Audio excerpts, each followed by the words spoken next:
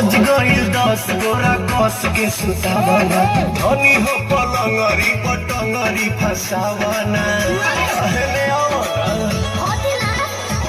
बज गईल 10 गोरा कस के सुतावना धनी हो पलंगरी पटंगरी फसावना हसेलु धन तो लागेलु हसीन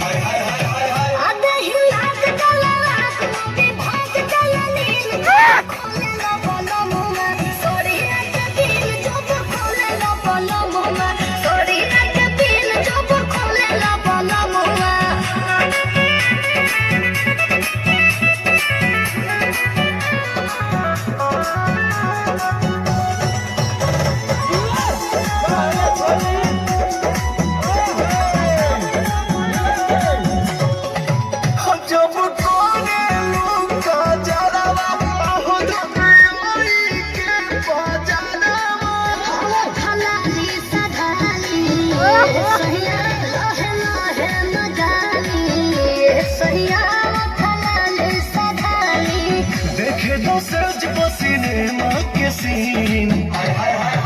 आधे हिला के चला को भी भाग चला नील जब खोले ला बला मुला सोरिया के दिल जब खोले ला बला मुला सोरिया के दिल जब खोले ला बला मुला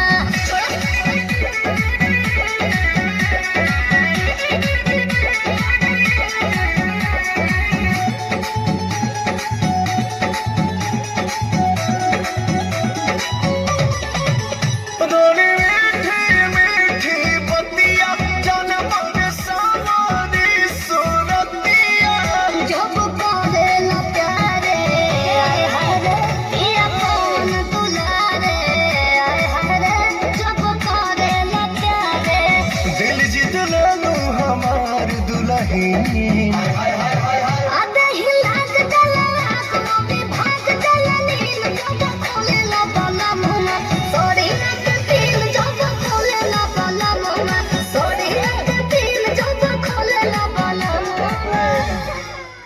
क्या बताइए।